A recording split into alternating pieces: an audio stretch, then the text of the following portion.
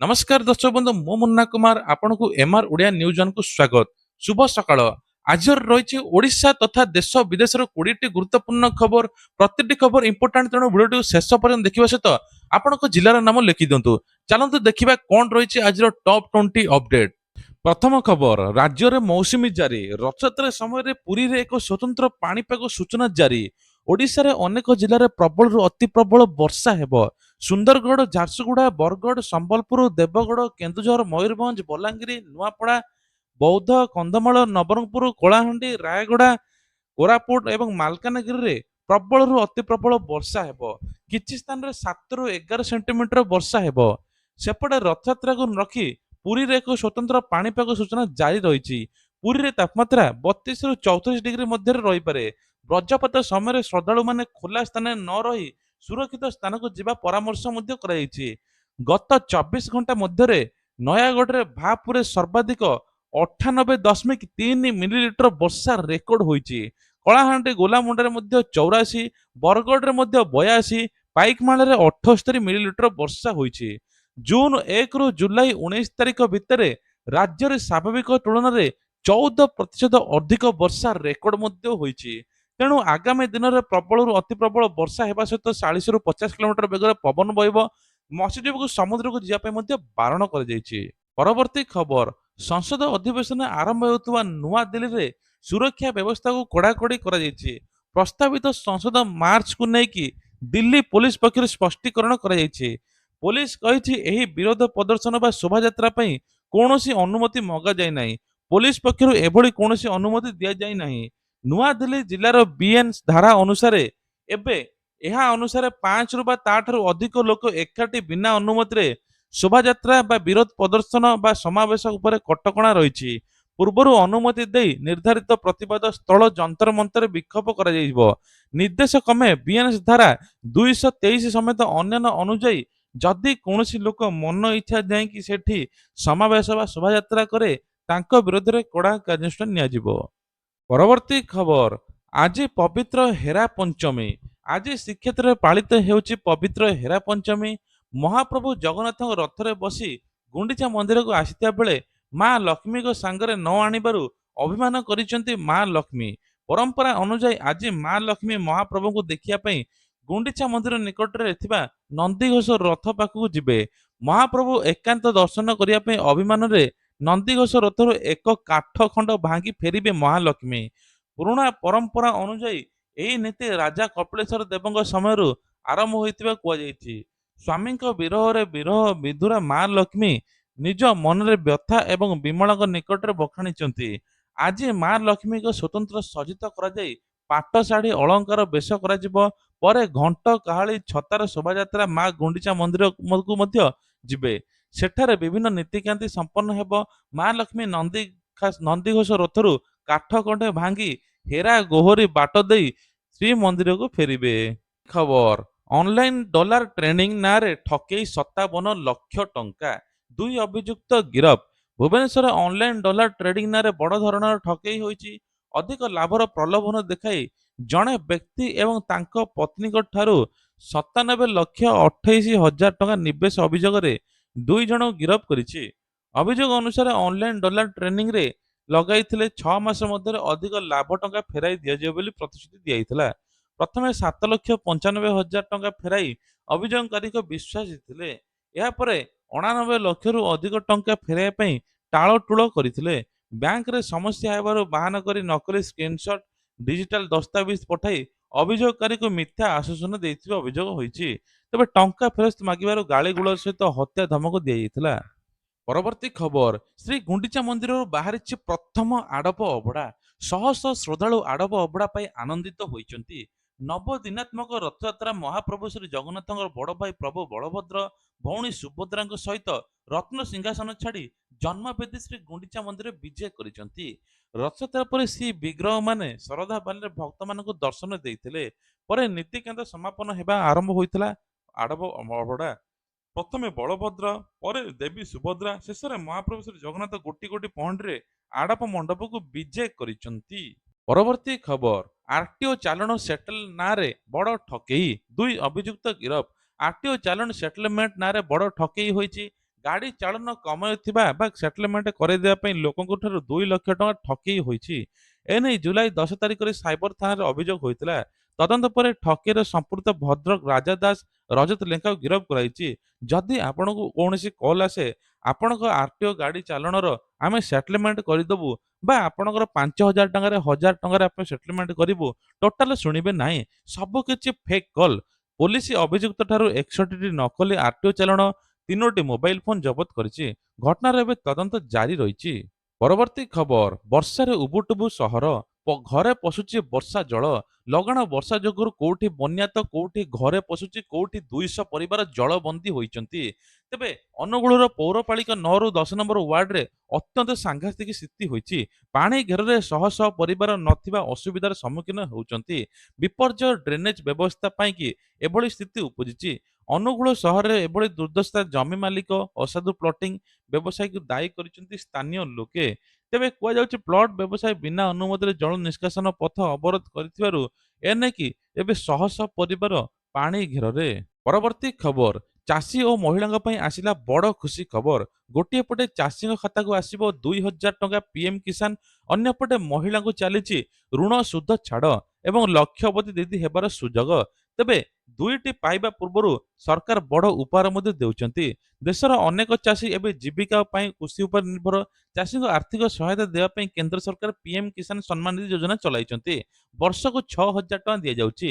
ଯେଉଁମାନଙ୍କର କିସ୍ତି ପୂର୍ବ କିସ୍ତି ଆସିନାହିଁ, ଇ କେୱାଇସି କରିଦିଅନ୍ତୁ। ଯାହାଫଳରେ ପୂର୍ବ କିସ୍ତି 2,000 ଏବେ 2,000, 4,000 ଟଙ୍କା ଆସିବ। ବାପା ପୁଅ ନାଁରେ ଯଦି ଅଲଗା ଅଲଗା ଜମି ଥିବ, ବାପାଙ୍କୁ 2,000 ଏବଂ ପୁଅକୁ ମଧ୍ୟ 2,000 ଟଙ୍କା ମିଳିବ। ଏବେ ଚାଷୀମାନେ ଆଗାମୀ 24ତମ କିସ୍ତିକୁ ଅପେକ୍ଷା କରିଛନ୍ତି। କିସ୍ତି ପାଇବା ପାଇଁ ଚାଷୀଙ୍କ ରେକର୍ଡ ସଠିକ ଅପଡେଟ୍ ଅତ୍ୟନ୍ତ ଜରୁରୀ। ଇ କେୱାଇସି ଅସମ୍ପୂର୍ଣ୍ଣ ରହିଛି, ଜମି ରେକର୍ଡ ଯାଞ୍ଚ ହୋଇନାହିଁ, ବ୍ୟାଙ୍କ ଖାତାରେ ନାମ ଏବଂ ଆଧାର କାର୍ଡ ନାମ, ଆଇଏଫ୍ଏସି କୋଡରେ ଭୁଲ ରହିଛି, ତେବେ କିସ୍ତି ଆସିବାରେ ବିଳମ୍ବ ହୋଇପାରେ। ତେଣୁ ଚାଷୀମାନେ ନିଜର ରେକର୍ଡ ଯାଞ୍ଚ କରନ୍ତୁ। ସେପଟେ ଅନ୍ୟପଟେ ରାଜ୍ୟରେ ମହିଳାମାନଙ୍କ ପାଇଁ ମଧ୍ୟ ଆସିଛି ବଡ଼ ଖୁସି ଖବର। ସ୍ୱୟଂ ସହାୟକ ଗୋଷ୍ଠୀରେ ଥିବା ମହିଳାମାନଙ୍କୁ ଋଣ ସୁଧ ଛାଡ଼ ସୁବିଧା ମିଳିବା ସହିତ ଅନେକ ମହିଳାପତିକୁ ଲକ୍ଷପତି ଦିଦି ହେବା ସୁଯୋଗ ମିଳିବ। ମହିଳାମାନେ ମଧ୍ୟ ନିଜ ଗୋଷ୍ଠୀ ମାଧ୍ୟମରେ ବ୍ୟବସାୟ, ପଶୁପାଳନ, ଚାଷ, ଛୋଟ ଉଦ୍ୟୋଗ, ଅନ୍ୟାନ୍ୟ ଜୀବିକା ଆରମ୍ଭ କରି ଆୟ ବଢ଼ାଇବା ପାଇଁ ସୁଯୋଗ ପାଇବେ। ତେଣୁ ଚାଷୀ ହୁଅନ୍ତୁ ବା ସ୍ୱୟଂ ସହାୟକ ଗୋଷ୍ଠୀର ମହିଳା, ସରକାରୀ ଲାଭ ପାଇବା ନିଜର ଦସ୍ତାବିଜ ରେକର୍ଡ କରିବା ଅତ୍ୟନ୍ତ ଜରୁରୀ। ଯଦି ନିଜର ଡକୁମେଣ୍ଟ ଠିକ ନଥିବ, ସରକାର ସାହାଯ୍ୟ ମିଳିପାରିବ ନାହିଁ। ଏହି ଛୋଟ ଭୁଲ ଯୋଗୁଁ ଆପଣଙ୍କ ଟଙ୍କା ଅଟକି ଯିବ। ତେଣୁ ନିଜର ନାମ, ଆଧାର, ବ୍ୟାଙ୍କ ଖାତା, ଇ କେୱାଇସି, ଜମି ରେକର୍ଡ ଯାଞ୍ଚ କରନ୍ତୁ। ପରବର୍ତ୍ତୀ ଖବର, ଓଡ଼ିଶାରେ ଏଣିକି ହାଇଟେକର ବଡ଼ ବଡ଼ ସରକାରୀ ପ୍ରକଳ୍ପ ଯୋଜନା ଡିଜାଇନ, ଖର୍ଚ୍ଚ ଆକଳନଠୁ ଆରମ୍ଭ କରି ତଦାରଖ ପର୍ଯ୍ୟନ୍ତ ସବୁକିଛି ଆଧୁନିକ ଜ୍ଞାନ କୌଶଳରେ ଆଧାରିତ ହେବ। ଏଥିପାଇଁ ରାଜ୍ୟରେ ଗଠନ ହେବ ଷ୍ଟେଟ ସ୍ପେଶାଲ ସେଲ୍। ରାଜ୍ୟରେ ଭିତ୍ତିଭୂମି ବିକାଶକୁ ଆହୁରି ମଜବୁତ, ଉନ୍ନତ ପ୍ରକ୍ରିୟା କରିବା ପାଇଁ କି ସରକାର ବଡ଼ ପଦକ୍ଷେପ ନେଉଛନ୍ତି। ଏହି ସ୍ୱତନ୍ତ୍ର ପ୍ରକୋଷ୍ଠ ମାନୁଷରେ ସେଣ୍ଟର ଅଫ ଏକ୍ସିଲେନ୍ସ ଭାବରେ କାମ କରିବ। ତେବେ ଏହାର ମୁଖ୍ୟ ହେଉଛି ସରକାରଙ୍କର ଓଡ଼ିଶା ଭିଜନ 2026 ବିକଶିତ ଭାରତ 2047 ଲକ୍ଷ୍ୟକୁ ସାକାର କରିବାର ସେଲ୍ ଏକ ଗୁରୁତ୍ୱପୂର୍ଣ୍ଣ ଭୂମିକା ନେବ। ବର୍ତ୍ତମାନ ବିଭିନ୍ନ ଦିଗରେ ନିଜ ନିଜ କନସାଇନମେଣ୍ଟ ନିଯୁକ୍ତି କରୁଥିବାରୁ ଡିଜାଇନ ସମାନତା ରହୁନାହିଁ। କେତେକ କ୍ଷେତ୍ରରେ ରିପୋର୍ଟରେ ବୁକିଂ ତ୍ରୁଟି, ବାରମ୍ବାର ଖର୍ଚ୍ଚ ବଢ଼ିବା, ପ୍ରକଳ୍ପ କାମରେ ବିଳମ୍ବ ସମସ୍ୟା ଦେଖାଉଛି। ତେଣୁ ବଡ଼ ବଡ଼ ପ୍ରକଳ୍ପ ଅନୁମୋଦନ ପୂର୍ବରୁ କଠୋର ବୈଷୟିକ ସମୀକ୍ଷା କରାଯିବ ବୋଲି କୁହାଯାଉଛି। ତା ସହିତ ଆର୍ଟିଫିସିଆଲ ଇଣ୍ଟେଲିଜେନ୍ସ ବା ଏଆଇ ବା ଜିଆଇଏସ୍ ବା ବିଆଇଏମ୍ ଭଳି ଆଧୁନିକ ଜ୍ଞାନ କୌଶଳ ବ୍ୟବହାର ଉପରେ ଗୁରୁତ୍ୱ ଦିଆଯିବ। ପରବର୍ତ୍ତୀ ଖବର, ଆନ୍ଧ୍ରପ୍ରଦେଶରେ ଚିହ୍ନଟ ହେଲା କରୋନାର ସବ୍ ଭ୍ୟାରିଏଣ୍ଟ ବା RF5। ନୂଆ ଭ୍ୟାରିଏଣ୍ଟ ଚିହ୍ନଟ ପରେ ସତର୍କ ରହିବା ପାଇଁ ଲୋକଙ୍କୁ ପରାମର୍ଶ ଦିଆଯାଇଛି। ସେପଟେ ଆନ୍ଧ୍ରପ୍ରଦେଶରେ 4 ଅଧିକ ମୃତ୍ୟୁ ହୋଇଗଲାଣି। 200ରୁ ଅଧିକ ମଧ୍ୟ କରୋନାର ଚିହ୍ନଟ ହେଲେଣି। ଆନ୍ଧ୍ରପ୍ରଦେଶ କଟବା ଜିଲ୍ଲାରୁ ସଂଗ୍ରହ ହୋଇଥିବା ନମୁନା ପୁନେ ସ୍ଥିତ ନ୍ୟାସନାଲ ଇନଷ୍ଟିଚ୍ୟୁସନ ଅଫ ଭାଇରାଲକୁ ନେଇ ପଠାଯାଇଛି। ତେବେ କୁହାଯାଉଛି ଯେ ଏଥିରେ ଓମିକ୍ରନ ଏବଂ ଭ୍ୟାରିଏଣ୍ଟ ମଧ୍ୟ ଅଛି। କିଛି ରିପୋର୍ଟ ଅନୁସାରେ ମଧ୍ୟ 16ଟି ମାମଲା ଚିହ୍ନଟ ହୋଇଛି। ତେବେ କୋଭିଡ ସଂଖ୍ୟା ଧୀରେ ଧୀରେ ବଢୁଛି। ଟୋଟାଲ ରାଜ୍ୟରେ ଏବେ 500ରୁ ଅଧିକ କୋଭିଡ ଆକ୍ରାନ୍ତ ମଧ୍ୟ ହେଲେଣି। ତେବେ କୁହାଯାଉଛି, ତେବେ ଭିଡ଼, ବନ୍ଦ ସ୍ଥାନରେ ସତର୍କ ରହିବା, ଆବଶ୍ୟକ ହେଲେ ମାସ୍କ ବା ହାତ ସଫା କରିବା, କୋଭିଡ ଲକ୍ଷଣ ଦେଖାହେଲେ ଅନ୍ୟମାନଙ୍କଠୁ ଦୂରେଇ ରହିବା। ବିଶେଷ କରି ବୟସ୍କ ଏବଂ ତା ସହିତ ଛୋଟ ପିଲାଙ୍କୁ ବେଶୀ କରି ସାବଧାନ ରହିବା ପାଇଁ ପଡିବ। ପରବର୍ତ୍ତୀ ଖବର, ସୋନମ ୟାଙ୍ଗଚୁକକୁ ନେଇକି ବଡ଼ ଖବର ଆସିଛି। ଦିଲ୍ଲୀ ହାଇକୋର୍ଟରେ ଖାରଜ ହେଲା ତାଙ୍କ ପତ୍ନୀଙ୍କ ଗୀତାଞ୍ଜଳିଙ୍କ ଯାଚିକା। ସୋନମ ସୋନମ ସଫଦରଙ୍କ ହସ୍ପିଟାଲ ଏକ ପ୍ରାଇଭେଟ ହସ୍ପିଟାଲ ସ୍ଥାନାନ୍ତର କରିବା ଦାବିକୁ ନେଇ ମନା କରାଯାଇଛି। ଏହା ଅନ୍ତରିମ ଜାମିନ ଆବେଦନ ଖାରଜ ହୋଇଛି। ସୂଚନା ଅନୁସାରେ ଦୀର୍ଘ ଦିନ ହେବ ଆମରଣ ଅନଶନରେ ବସିଥିବା ସୋନମ ୟାଙ୍ଗଚୁଙ୍କ ସ୍ୱାସ୍ଥ୍ୟ ଖରାପ ପରେ ଏବେ ଦିଲ୍ଲୀର ସଫଦରଙ୍କ ହସ୍ପିଟାଲରେ ମଧ୍ୟ ଭର୍ତ୍ତି କରାଯାଇଛି। ଏହାପରେ ତାଙ୍କ ପତ୍ନୀ ଗୀତାଞ୍ଜଳି ଦିଲ୍ଲୀ ହାଇକୋର୍ଟରେ ଯାଚିକା ଦାଖଲ କରି ସୋନମଙ୍କର ଏକ ପ୍ରାଇଭେଟ ହସ୍ପିଟାଲ ନେବାକୁ ଦାବି କରିଥିଲେ। ଶୁଣାଣି ସମୟରେ ବରିଷ୍ଠ ଓକିଲ କପିଲ ସିବଲ ସୋନମ ପତ୍ନୀଙ୍କ ପକ୍ଷ ମଧ୍ୟ କହିଥିଲେ, ଜଣେ ବ୍ୟକ୍ତି ନିଜ ପସନ୍ଦର ଡାକ୍ତର ନିଜ ପସନ୍ଦର ଚିକିତ୍ସା ପାଇବା ଦରକାର। ତେଣୁ ସୋନମଙ୍କୁ ତାଙ୍କ ପସନ୍ଦର ହସ୍ପିଟାଲ ନେବା ପାଇଁ ଅନୁମତି ଦିଆଯାଉ ବୋଲି ହାଇକୋର୍ଟକୁ କହିଥିଲେ। ପରବର୍ତ୍ତୀ ଖବର, ଜାମ୍ମୁ କାଶ୍ମୀରରେ ରୌଜରରେ ପ୍ରବଳ ବର୍ଷା ଲଗାତାର ଯୋଗୁଁ ବନ୍ୟା ସ୍ଥିତି ଦେଖାଯାଇଛି। ଏହା ସହିତ 200ରୁ ଅଧିକ ଲୋକ ମଧ୍ୟ ଆକ୍ରାନ୍ତ ହୋଇଛନ୍ତି। ତେବେ କୁହାଯାଉଛି ଯେ ରାଜ୍ୟରେ ଜଳସ୍ତର ବଢିଥିବାରୁ କିଛି ଲୋକେ ଗାଡି ଏବଂ ପାଣିରେ ମଧ୍ୟ ଭାସି ଯାଇଥିବା ଜଣାପଡୁଛି। 200ରୁ 250 ଗାଡି ମଧ୍ୟ ଭାସି ଯାଇଛି। ପାଣିପାଗ ଅନୁଯାୟୀ ଜାମ୍ମୁ କାଶ୍ମୀରରେ ବିଭିନ୍ନ ଜିଲ୍ଲାରେ ଆହୁରିରୁ ପ୍ରବଳ ବର୍ଷା ପାଇଁ ଚେତାବନୀ ଦିଆଯାଇଛି। ତା ସହିତ ମଧ୍ୟ ଅନ୍ୟାନ୍ୟ ଅଞ୍ଚଳ ମଧ୍ୟ ନ ଆସିବା ପାଇଁ କୁହାଯାଇଛି। ପରବର୍ତ୍ତୀ ଖବର, ଗହଣା କିଣିବାକୁ ଯୋଜନା କରୁଛନ୍ତି କି? ତେବେ ସୁନାକୁ ନେଇ ଆସିଲା ବଡ଼ ଖବର। ଭାରତୀୟ ବଜାରରେ 24 କ୍ୟାରେଟର ସୁନାର ଦର ବା 10 ଗ୍ରାମ ପିଛା 1,43,290 ଟଙ୍କା ରହିଛି। ସେହିପରି 22 କ୍ୟାରେଟର ମୂଲ୍ୟ 1,31,350 ଟଙ୍କା ପହଞ୍ଚିଛି। ଭୁବନେଶ୍ୱରରେ ମଧ୍ୟ ସମାନ ଦର ଦେଖିବାକୁ ମିଳିଛି।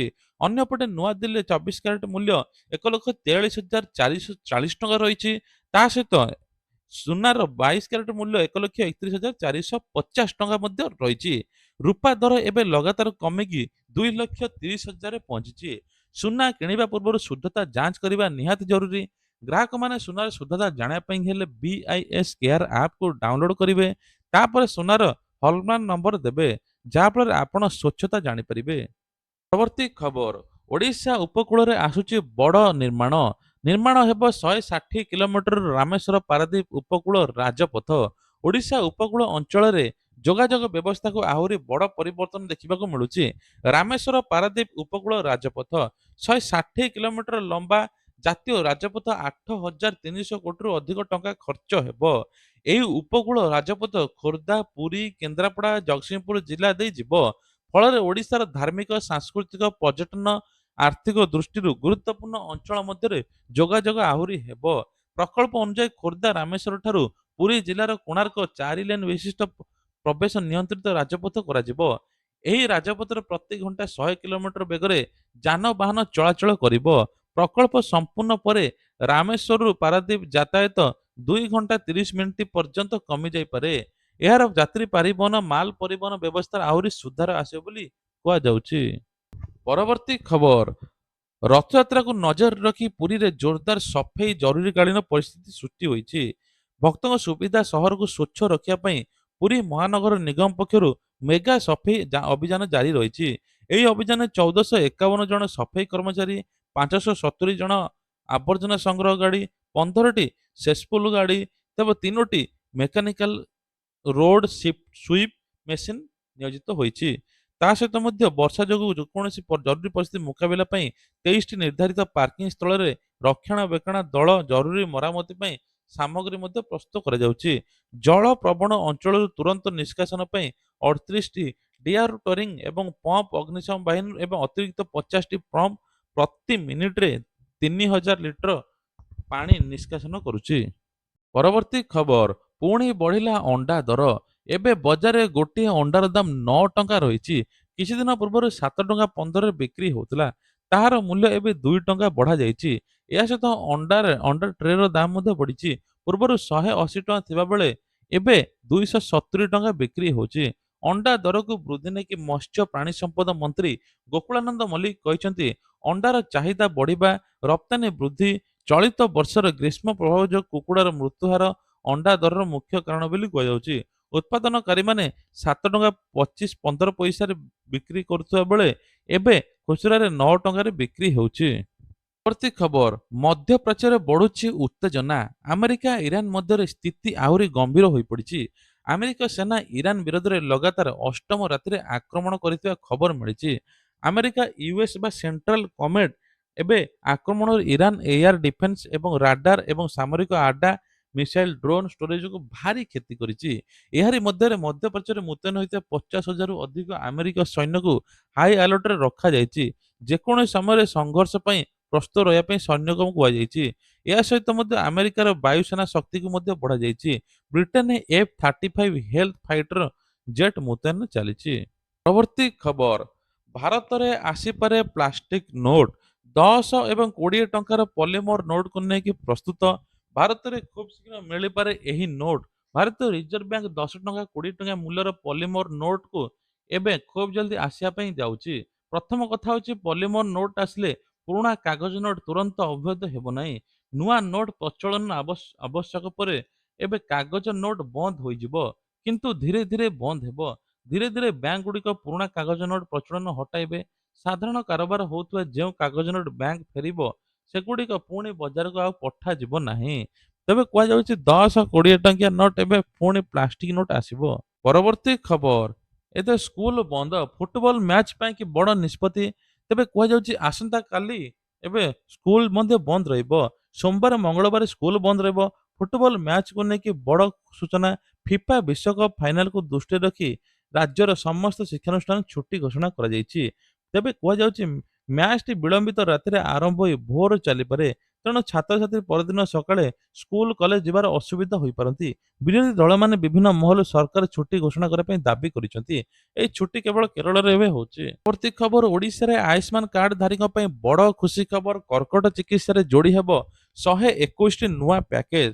ଓଡ଼ିଶାର ସ୍ୱାସ୍ଥ୍ୟସେବା କ୍ଷେତ୍ରରେ ଆସୁଛି ବଡ଼ ପରିବର୍ତ୍ତନ। ମୁଖ୍ୟମନ୍ତ୍ରୀ ଦେଲେ ବଡ଼ ଉପହାର। ଏଣିକି ଆୟୁଷ୍ମାନ କାର୍ଡ ମାଧ୍ୟମରେ କର୍କଟ ରୋଗୀମାନେ ପାଇପାରିବେ ଆହୁରି ଉନ୍ନତ ଅତ୍ୟାଧୁନିକ ଚିକିତ୍ସା ସୁବିଧା। କର୍କଟ ଚିକିତ୍ସା ପାଇଁ 121ଟି ନୂଆ ପ୍ୟାକେଜ ଯୋଡ଼ିବା ପାଇଁ ରାଜ୍ୟ ସରକାର ନିଷ୍ପତ୍ତି ନେଇଛନ୍ତି। ସ୍ୱାସ୍ଥ୍ୟମନ୍ତ୍ରୀ ମୁକେଶ ମହାଲିଙ୍କ ସୂଚନା ଅନୁସାରେ ନୂଆ ପ୍ୟାକେଜରେ ଏବେ କେମୋଥେରାପି, ରେଡିଏସନ ଥେରାପି, ବିଭିନ୍ନ ଜଟିଳ ଅସ୍ତ୍ରୋପଚାର ଚିକିତ୍ସା ସାମିଲ କରାଯିବ। ଯାହାଫଳରେ ହଜାର ହଜାର କର୍କଟ ରୋଗୀମାନେ ଅସୁବିଧା ଆଉ ପାଇବେନି, ଏବେ ସୁବିଧାରେ ପାଇପାରିବେ। ସରକାରଙ୍କ ଲକ୍ଷ୍ୟ ହେଉଛି ଆର୍ଥିକ ଅଭାବ ଯୋଗୁଁ କୌଣସି କର୍କଟ ରୋଗୀ ଯେପରି ଚିକିତ୍ସା ଅଧାରୁ ଛାଡ଼ି ନ ଦେବାକୁ ବାଧ୍ୟ ନ ହୁଅନ୍ତି। ନୂଆ ପ୍ୟାକେଜ ଗୁଡ଼ିକ ଗୋପବନ୍ଧୁ ଆରୋଗ୍ୟ ଯୋଜନା ବା GJAY ରେ ସାମିଲ କରାଯିବ। ଏହି ଖର୍ଚ୍ଚ ସବୁ ଆୟୁଷ୍ମାନ କାର୍ଡ ହେବ, ସରକାରୀ ପାଣ୍ଠିରୁ ଭରଣା ଯିବ ବୋଲି କୁହାଯାଉଛି। ପ୍ରତି ଖବର, ତେବେ କୁହାଯାଉଛି ଫେସବୁକ୍ ଇନଷ୍ଟା ବ୍ୟବହାର କରିବା ପାଇଁ ବଡ଼ ଝଟକା ଲାଗିଥିଲା। ଅନେକ ୟୁଜର ଲଗ୍ଇନ୍ ଏବଂ ପୋଷ୍ଟେଡ ଏବଂ କଣ୍ଟେଣ୍ଟ ଲୋଡିଂ ମଧ୍ୟ କରିପାରୁନଥିଲେ। ତେବେ ଡାଉନଲୋଡିଂ ମଧ୍ୟ ବନ୍ଦ ହୋଇଯାଇଥିଲା। ଅପରାହ୍ନ 12:45ରୁ 4:15 ମଧ୍ୟରେ ଫେସବୁକ୍ ଇନଷ୍ଟା ସମ୍ପର୍କିତ ହଠାତ୍ ହଠାତ୍ ଅଭିଯୋଗ ଆସିଥିଲା। ଏହାର କୌଣସି ଅଞ୍ଚଳରେ ସମସ୍ୟା ହୋଇନଥିଲା, ବରଂ ପ୍ଲାଟଫର୍ମର ବ୍ୟବସ୍ଥା ତ୍ରୁଟି ହୋଇଥିଲା। ଆମେରିକାର ଜେଏମ୍ଡି 7:46ରେ ଫେସବୁକରେ ସମ୍ପର୍କିତ 4,808ଟି ଅଭିଯୋଗ ରିପୋର୍ଟ କରିଥିଲେ। ସେଥିମଧ୍ୟରୁ 63% ୟୁଜର ୱେବସାଇଟ ଆକ୍ସେସ୍ କରିପାରୁନଥିଲେ। ସେହିପରି ମଧ୍ୟ ଇନଷ୍ଟା ସମ୍ପର୍କିତ ମଧ୍ୟ 2829ଟି ଅଭିଯୋଗ ହୋଇଛି। ପରବର୍ତ୍ତୀ ଖବର ରହୁଛି ବଡ଼ ସୂଚନା ଏବେ ମିଳୁଛି। ସୁଭଦ୍ରା ଯୋଜନାରେ ମହିଳାକୁ ମିଳିବ 5,000 ଟଙ୍କା। ଟଙ୍କା ପାଇବା ପାଇଁ ଏହି ନିୟମ ଜାଣିଦିଅନ୍ତୁ। ଓଡ଼ିଶାରେ ମହିଳାମାନଙ୍କ ପାଇଁ ସୁଭଦ୍ରା ଯୋଜନାକୁ ନେଇକି ବଡ଼ ଖବର ଆସିଛି। ଯୋଗ୍ୟ ହିତାଧିକାରୀ ଯୋଜନାର ନିୟମ ଟଙ୍କା ପ୍ରଦାନ କରିବେ, କିନ୍ତୁ ଏଥିପାଇଁ ହିତାଧିକାରୀମାନେ ବ୍ୟାଙ୍କ ଖାତା, ଆଧାର ଲିଙ୍କ ଏବଂ ଡିବିଟି ଲିଙ୍କ ଠିକ୍ ଥିବା ଦରକାର। ଯଦି ସମସ୍ତ ଠିକ୍ ଥିବ ତାହେଲେ ରାକ୍ଷୀ ପୂର୍ଣ୍ଣିମାରେ ମିଳିବ 5,000 ଟଙ୍କା। ଯେଉଁମାନେ ପୂର୍ବ କିସ୍ତି ପାଇନାହାନ୍ତି ସେମାନେ ଏକା ସାଙ୍ଗରେ 10,000 ଟଙ୍କା ପାଇବେ। ସେହିପରି ଯେଉଁ ମହିଳାମାନେ ସୁଭଦ୍ରା ଯୋଜନାରେ ଟଙ୍କା ପାଇବା ପାଇଁ ଅପେକ୍ଷା କରିଛନ୍ତି, ସେମାନେ ନିଜ ଆବେଦନ ସ୍ଥିତି ଯାଞ୍ଚ କରିବା ସହିତ ବ୍ୟାଙ୍କ ଖାତା, ଆଧାର ସମ୍ବନ୍ଧୀୟ ସଠିକ ତଥ୍ୟ ଦେଖିନେବା ଜରୁରୀ। ତେବେ ଟଙ୍କା ପ୍ରଦାନର ନିର୍ଦ୍ଦିଷ୍ଟ ତାରିଖ, ଯୋଗ୍ୟତା ସମ୍ବନ୍ଧୀୟ ସରକାରୀ ନିୟମ ଅନୁସାରେ ଘୋଷଣା କରାଯାଇନି, କିନ୍ତୁ କୁହାଯାଉଛି ରାକ୍ଷୀ ପୂର୍ଣ୍ଣିମା ଦିନ ମିଳିବ। ପରବର୍ତ୍ତୀ ଖବର, ରାସନ କାର୍ଡ ଧାରୀଙ୍କ ପାଇଁ ବଡ଼ ଖବର। ଠିକ୍ ନାମ ଅଛି କି ନାହିଁ ଯାଞ୍ଚ କରନ୍ତୁ। ରାସନ କାର୍ଡ ହେଉଛି ଦେଶର ଲକ୍ଷ ଲକ୍ଷ ଗରିବ ଏବଂ ଆବଶ୍ୟକତା ଥିବା ପରିବାର ପାଇଁ ଗୁରୁତ୍ୱପୂର୍ଣ୍ଣ ଦଲିଲ। ରାସନ କାର୍ଡ ମାଧ୍ୟମରେ ସରକାର ଲକ୍ଷ ଲକ୍ଷ ଲୋକଙ୍କୁ ଚାଉଳ ଦେଉଛନ୍ତି। ଚାଉଳ ସହିତ ଅନେକ ସରକାରୀ ଯୋଜନାରେ ଅନ୍ତର୍ଭୁକ୍ତ ମଧ୍ୟ କରାଉଛନ୍ତି। ରାସନ କାର୍ଡ ନିଜର ପରିବାର ନାମ ଏବଂ ଆଧାର ତଥ୍ୟ ଏବଂ ସୂଚନା ସଠିକ ଅଛି କି ନାହିଁ ଯାଞ୍ଚ କରନ୍ତୁ। ନିଜ ପରିବାରକୁ ଆପଣମାନେ ଯୋଡ଼ିବା ପାଇଁ ହେଲେ ନିଜ ମୋବାଇଲ ନମ୍ବରରେ ଆପଣ ଓଟିପି ଆସିବ, ଇକେୱାଇସି କରିଥିବେ ପରିବାର ନମ୍ବର ମେମ୍ବର ମଧ୍ୟ ଯୋଡ଼ି ପାରିବେ। କିନ୍ତୁ ଯେଉଁମାନେ ନୂଆ ଆବେଦନ କରିବେ ମାସେ ଭିତରେ ତାଙ୍କୁ ରାସନ କାର୍ଡ ମିଳିଯିବ ଯଦି ସଠିକ ଯୋଗ୍ୟତା ଥିବ। ଏବେ ରାସନ କାର୍ଡରେ ମଧ୍ୟ କୁହାଯାଉଛି ଆପଣଙ୍କୁ ବିଭିନ୍ନ ପ୍ରକାର ଫ୍ରଡ କଲ୍ ଆସୁଛି। ଯଦି ଇଆଡୁ ସିଆଡୁ କଲ୍ ଆସୁଛି ଆପଣ ନୂଆ ରାସନ କାର୍ଡ କରାଇଦେବା ପାଇଁ, ଟୋଟାଲ ଆପଣ ବିଶ୍ୱାସ କରନ୍ତୁନି, ଏଡିଏମ୍ ଅଫିସକୁ ଯାଆନ୍ତୁ। ତା ସହିତ ଆଉ ଗୋଟେ କଥା, ଯେଉଁମାନେ ଆର୍ଥିକ ସ୍ୱଚ୍ଛଳ ନାହାନ୍ତି, ଇନକମ୍ ଜିରୋ, ତାଙ୍କୁ ରାସନ କାର୍ଡରେ 1,000 ଟଙ୍କା ସହାୟତା ମିଳିବ। ପରବର୍ତ୍ତୀ ଖବର ରହୁଛି ଏଥର ଭତ୍ତାକୁ ନେଇକି ବଡ଼ ଖବର, ନୂଆ ନିୟମ ଆସିଛି ଜାଣନ୍ତୁ। ଭତ୍ତା ଯୋଜନାକୁ ନେଇକି ବଡ଼ ଖବର ଆସିଛି। ଦୀର୍ଘ ସମୟ ଧରିକି ସରକାର ସହାୟତା ପାଇବା ପାଇଁ ଲୋକେ ଅପେକ୍ଷା କରିଛନ୍ତି। କୁହାଯାଉଛି ଯେ ଲୋକଙ୍କର ଏପର୍ଯ୍ୟନ୍ତ ଭତ୍ତା ଟଙ୍କା ମିଳିନି। ଅନେକ ସୋସିଆଲ ମିଡ଼ିଆରେ ଦେଖିବାକୁ ମିଳୁଛି ଯେ ସତରେ କଣ 70 ବର୍ଷ ଲୋକଙ୍କୁ 3000 ଟଙ୍କା ଭତ୍ତା ମିଳିବ? କେଉଁମାନେ ଏହାର ଲାଭ ପାଇବେ? କେଉଁ ଦଲିଲ ଦରକାର ହେବ? ଟଙ୍କା କେଉଁ ମାଧ୍ୟମରେ ଆସିବ? ସରକାରୀ ଭତ୍ତା ଯୋଜନାରେ ଲାଭ ପାଉଥିବା ସାଧାରଣ ହିତାଧିକାରୀଙ୍କ ବୟସ, ଆର୍ଥିକ ସ୍ଥିତି ଏବଂ ପରିବାର ଆୟ, ଆଧାର ତଥ୍ୟ, ବ୍ୟାଙ୍କ ଖାତା ଭଳି ବିଭିନ୍ନ ଯାଞ୍ଚ କରାଯାଏ। ତେଣୁ ଭାଇରାଲ ଖବରକୁ ଦେଖି ନିଶ୍ଚିତ ହେବା ଉଚିତ ନୁହେଁ। ସରକାର ପକ୍ଷରୁ 3000 ଟଙ୍କା ଭତ୍ତା ମିଳିବ କେବଳ 80 ବର୍ଷର ଉର୍ଦ୍ଧ୍ୱ ହିତାଧିକାରୀଙ୍କୁ। ଯେଉଁମାନଙ୍କୁ 60 ହେଇଛି ତାଙ୍କୁ 3000 ଟଙ୍କା ମିଳିବ ନାହିଁ। ଜାଣି ରଖନ୍ତୁ, ହିତାଧିକାରୀମାନେ ନିଜ ବ୍ୟାଙ୍କ ଖାତା ଠିକ୍ ଥିଲେ ଆଧାର ସଂଯୋଗ ଡିବିଟି ମାଧ୍ୟମରେ ମଧ୍ୟ ଯୋଜନା ସମ୍ବନ୍ଧୀୟ ଦଲିଲ ଠିକ୍ ଅଛି କି ନାହିଁ ଯାଞ୍ଚ କରିବା ଉଚିତ। ପରବର୍ତ୍ତୀ ଖବର, ରାସନ କାର୍ଡ ଧାରୀଙ୍କ ପରିବାର ପାଇଁ ଆସିଛି ବଡ଼ ଖୁସି ଖବର। ଖାଦ୍ୟ ସୁରକ୍ଷା ଯୋଜନା ଅଧୀନରେ ଗରିବର ଆବଶ୍ୟକତା ହେଉଥିବା ମିଳୁଥିବା ଚାଉଳ ନେଇକି ବଡ଼ ଖବର ରହିଛି। ବିଶେଷ କରିକି ପରିବାର ପିଛା 35 କେଜି ଚାଉଳ ମିଳିବା ନେଇ ଚର୍ଚ୍ଚା ଜୋର ଧରିଛି। ତେବେ ଲାଭାର୍ଥୀ ନିଜ ରାସନ କାର୍ଡର ମଧ୍ୟ ପ୍ରକାର ସରକାରୀ ନିୟମ ଅନୁସାରେ ଚାଉଳ ପାଇବେ। କିନ୍ତୁ ଏହି କାରଣରୁ 45 କେଜି ଚାଉଳ ମିଳିବ ବୋଲି ଖବର ଆସିଲେ ଲାଭାର୍ଥୀମାନେ ନିଜ ରାସନ କାର୍ଡରେ କେଉଁ ଶ୍ରେଣୀରେ ଅଛନ୍ତି ତାହା ଯାଞ୍ଚ କରିବା ଦରକାର। ରାସନ ନେବା ସମୟରେ ଲାଭାର୍ଥୀମାନେ ନିଜ ରାସନ କାର୍ଡ, ଆଧାର ସଂଯୋଗ, ଇ-କେୱାଇସି ସ୍ଥିତି ମଧ୍ୟ ଯାଞ୍ଚ କରିବା ଦରକାର। 35 କେଜି ଚାଉଳ କାହାକୁ ମିଳିବ ସେ ନେଇକି ସରକାର ଆଗକୁ କହିବେ। କିନ୍ତୁ ଯୋଉ ସବୁ ଖବର ଏବେ ସୋସିଆଲ ମିଡ଼ିଆରେ ଭାଇରାଲ ହେଉଛି, 35 କେଜି ଚାଉଳ ମିଳିବ କି ନାହିଁ ସରକାର ଏବେ କହିନାହାନ୍ତି। କିନ୍ତୁ ଏବେ ପର ହେଡକୁ 10 କେଜି ଲେଖା ଚାଉଳ ମିଳୁଛି। ତା ସହିତ ଚାଷୀମାନଙ୍କ ପାଇଁ ଋଣ ଛାଡ଼ ଏଥର କେନ୍ଦ୍ର ସରକାର ତରଫରୁ ଚାଷୀମାନଙ୍କ ପାଇଁ ଏଥର କିଷାନ କ୍ରେଡିଟ୍ କାର୍ଡ ମାଧ୍ୟମରେ 5 ଲକ୍ଷ ଟଙ୍କା ପର୍ଯ୍ୟନ୍ତ ମିଳୁଛି କ୍ରେଡିଟ୍ କାର୍ଡ ମାଧ୍ୟମରେ। ଆଉ ଏପଟେ ତାମିଲନାଡୁ ସରକାର 50,000 ଟଙ୍କା ପର୍ଯ୍ୟନ୍ତ ଚାଷୀମାନଙ୍କୁ ଋଣ ଛାଡ଼ ମଧ୍ୟ କରିଛନ୍ତି। ଇଏ ଥିଲା ଆଜିର ଦେଶ ବିଦେଶ ରାଜ୍ୟର ଖବର। ଯଦି ଖବରଟି ଭଲ ଲାଗିଥାଏ ନିଶ୍ଚୟ ଲାଇକ୍ କରିବେ। ଚ୍ୟାନେଲରେ ନୂଆ ଥିଲେ ସବସ୍କ୍ରାଇବ କରିବା ପାଇଁ ଭୁଲିବେ ନାହିଁ। ଜୟ